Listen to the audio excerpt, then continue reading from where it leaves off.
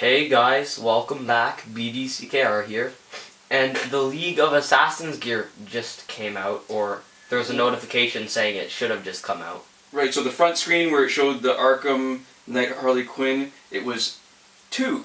There was that main menu sort of splash page, and then it switched back and forth for League of Assassins, and it's gone now. So either way, we're going to film cashing out our stash of last laugh tickets. Yeah, so if there are League of Assassins gear, we'll cash out until we get a full set, and if there isn't, I guess we'll cash out 186. Now the visual effect where it looks like there's just 95 happens because the max that it can show is 99, because you literally would not be able to get even 99 normally, right? Whoa, it is League of Assassins! Oh, there we go, first one! Nice! That was fast! Okay, perfect. So when it goes below 90, instead of rolling to 89, it's going to roll back to 99 again, over and over. Oh, crap. So what happens is I'm basing it on letting go, because letting go is when it triggers, but then it moves 2 squares, so it can actually move back onto ha-ha-ha. What I'm trying to do is do it when it hits ha-ha-ha. So that it's less likely to move back onto it. Or at least it feels less likely. I don't actually think technically it is any more or less likely. I think it is, because if it was more than 2, it would be good. If it was just 1, it would be, oh, look at all the XPs we're getting. At least we got 1 of them. If it was just 1, it would be almost impossible. But if it's truly random, then it wouldn't. It wouldn't be any more chance of not getting ha-ha-ha. But I think they do try to kind of make his eyes move around a bit with each move, right? So in case you're wondering, we're going to delay our weekly Q&As for this instead. Because I figured this is, well, we both figured this was a little bit more timely. Yeah, and it's important to kind of just check out the whole set. It's more exciting, too. We're getting a fair amount of gear, which is good. 1 League of Assassins set so far. It's kind of crap that even when you're in last laugh tickets and when you're getting gear, so many of them are still 1 and 2 star gear. Thanks. It's so insulting too, isn't it? It is. Oh, crit chance, I love it. Oh, that's always valuable. Crit chance is probably one of, if not the most valuable augment to have, right? Along with crit damage. I agree. I believe so. Oh, that's not bad. A 3-star gear. But because crit chance is only 1% for minor, right? Yeah. And all that, it's such a small percent compared to a lot of other stuff too, that it's 1 crit chance feels like kind of more valuable, right? I had 6 shots at gear and I got the ha-ha-ha figures, eh? Dang, we got one so early on too. That's what you call a tease. In that way, it does almost seem like these are kind of rigged, right? Like, they tend to give you one of them, pretty easy. It's like that reinforcement, right? A couple. Ooh, there we go! Ooh. Nice! And then this kind of thing happens, right? Where, I don't know exactly how... Oh, you're talking about this. The reinforcement where if you just got reinforced every time, you would be less likely to play. Oh yeah, Skinner box. Basically, they could make an animal want to do something instead of just doing something. So as opposed to pressing button getting food, they could actually make it want to press the button and have volition to press the button, even if the food was taken away or whatever, and the key was actually not giving it to them every time, right? Because when press button get food stops working, you just stop pressing the button, right? Yeah. But with the idea of, maybe if I just keep pressing it, some food will come out, actually makes you want to do it a lot longer. And so that's where all the loot drop systems come. That's where the kind of idea behind almost every random reward system comes from. Okay, this is going to sound sacrilegious. Isn't that a little bit, like when you get something irregularly, it's not consistent, it strikes me as being a little bit like religion, where you're looking for a way to explain it, and as long as oh crap, where it fits your idea of what things should be. Oh, see, we're still all above. Yeah, and it's a little unethical as far as game design goes, because what you're essentially doing is it won't work with everybody. It'll depend on your personality and a bunch of other things, right? And your ability to see through, or in this case, not see through the facade of what it is. But it can be kind of unethical in the way that it will sometimes really suck people's lives up in it, right? Like World of Warcraft, I've never played. I'm sure it's quite a fun game, right? Mm-hmm. But people have really just, like, almost dedicated their lives, right? Like, their entire free time revolves around the idea, oh, there's another Initiate's Blade. So we need which one do we need? The Adept? I don't know. Of looking for that next rare loot drop, right? And that is kind of unhealthy. And not giving them incremental design, incremental progression, right, in its design, and not allowing them to be like... I think a lot of people actually specifically are having trouble with that with Injustice. Hold on. With the new stuff? Yeah, the new stuff really does feel when kind of... it is random like this, right, then it's not incremental. People would be a lot happier if they were getting like a little bit of progress every time and having to do a lot of work, but eventually get it. Not have to worry about, random number generation. And that's another problem with the Skinner boxes, which you run into when your game doesn't actually support it. Which is, when it's a fun game, what it does is it makes you feel like it's fun, or feel like it's worth playing, even if you're not having fun for much longer, right?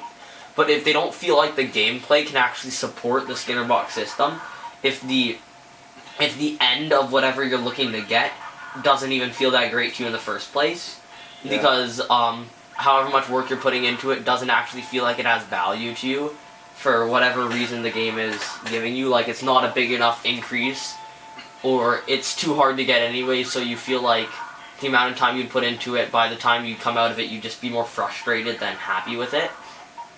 That kind of thing is where the system fails, and it becomes a point where people like mock it or point out why it's bad, as opposed to what keeps them coming back over and over again. Yeah, Game Theory's free. Which is that channel that you watch that talks about game theory? Extra Credits. It talks about specifically game design. Game Theory talks about theories within games, like, is this person actually dead in this game, or whatever, but Extra Credits does a really good job of talking about, like, from a game developer's point of view, a bunch of really interesting stuff. Cool. Oh, should we mention that what's happening with our books and stuff? I think we should, now that you've talked about it. Well, I guess we should. Maybe you can... While I'm paying attention, I'm trying to avoid the ha-ha-ha. Okay, so, we recently reached out to Tor.com, and we will be receiving Shauna Maguire / Mira Grant. Her real name is Shauna Maguire, but she also writes under pen name Mira Grant. We'll be receiving her new book for review. Yeah, I think Every Open Door. I can't remember exactly what it's called, but it sounds really interesting, and we love Mira Grant. I mean, Mira Grant's her horror writing name, and I gotta admit, when she writes at Shauna Maguire, a lot of it's urban fantasy, and as a genre, I've never been a huge fan of urban fantasy, but I'm willing to totally give it a chance because Mira Grant is just so good. Really excited about that, actually. Having a chance to read it before it comes out. And if you like what we do, please support us and watch that video. Oh, this is so frustrating. We've got 2 each of the first 2. Oops. And we're still, a lot of XP. This is the whole kind of thing that we're talking about, where it seems like the last piece, definitely in the first set, was LexCorp gear like that. It wasn't quite as much like that. I don't remember. I blacked it out. But, this gear set looks like it's no exception, where the first one is easy, the second one is, like, kind of within the realm of reasonable, right? And then this one just feels kind of frustrating, which is why it's good to have so many Last Laugh tickets. Right, because I'd feel gypped if I did a run of 5 and I got nothing. But over and over again. Right. At least every once in a while you get that bit of positive reinforcement, right? That negativity bias we were talking about last time. Yeah.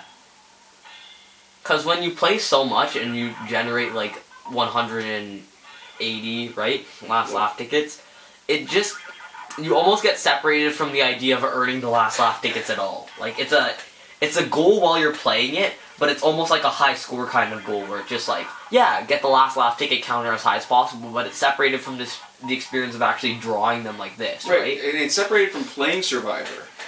Right, like you don't get the frustration, like the... Yeah, because, well, you play Survivor for 10 minutes and you get 3 last laugh tickets, right?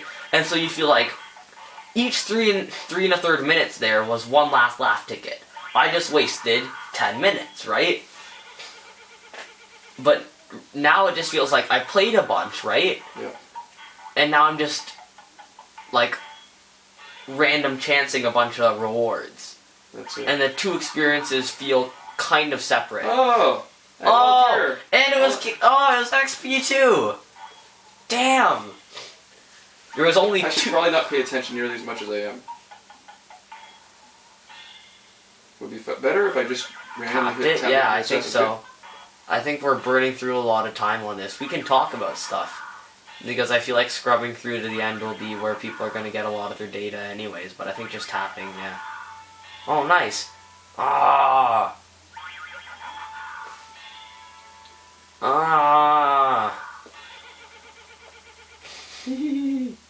No thanks, Joker. XP always feel... Oh, nice. So the proportion always seemed like there was one that was really common, one that was about half as common, and one that was really rare.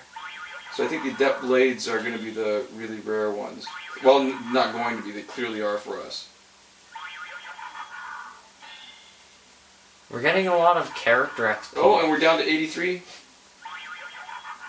Oh, holy crap. So we are really getting totally crap-oled. We're getting screwed over. You know, what I do like those, we're getting a lot of crit chance and crit damage augments. Like you said earlier, those are, I think, they're really the game changers. Because if the matchup algorithm is any kind of fair, then that's where you actually really will get an advantage. And also when you're looking at the controlled chance, when you upgrade both of them, 50% chance to deal 250% more damage is like higher to a ridiculous degree, right? It averages out to an extra 50% damage. Really, right? Does it? Well, look, you're adding an extra 100% to the crit. If your crit chance is 50%, half the time... No, but the thing is, you're going from that's assuming if you would have crit gear or something to average it out anyways. I'm just talking about from a 0% chance for everything to crit to a 50% chance for everything to crit. From, Well, yeah, that's what I'm saying. So let's say you take... so the I'm counting the entire 250% damage. So what it really is it's like a static 75% extra damage if you just upgrade those. That's right. And when you look at that stat-wise, that is ridiculous. That is way higher than anything you could do with damage, with health, with damage. That is such a huge difference to your character. That's almost more than you can do, considering it applies to everything, than, like, a maxed out gear set, right? Which is why it's interesting to me that they haven't actually implemented more crit chance nullification. I mean, there's Red Sun, Green Lantern, right?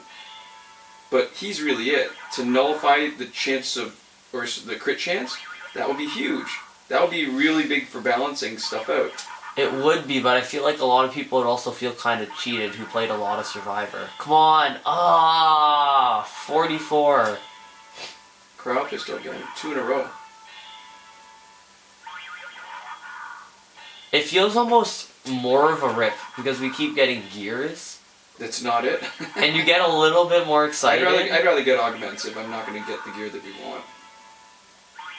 So you get a little bit more excited. And then you really feel ripped.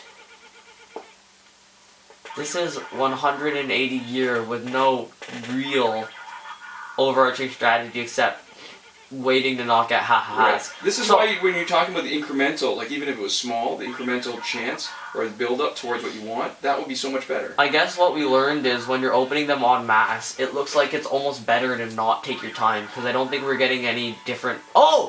No. Oh, crap. Another one. Ah, so close. It's such a tease, right? When you see the 4-star. And when you see purple. I really just saw purple, and I was like, oh, it's been a while. It was a while since we gotten a hood. It was just a couple minutes, right? Yeah, it is. Oh, that's so awful. Oh, thanks, Mark of the Tiger. If we got the whole set, I feel like it would almost be worth it. But we're not. That's true. Oh, so many blades. I hate that. I hate that so much. It would be funny if it really was random number. It wasn't weighted, and there'd be somebody who was desperate to get the blade and was watching this and thought, oh. But I feel like it has to be weighted. Again and again, it's just been too far from random. No, I think you're right. I think you're probably 13 tickets. I've given up hope at this point. I have not.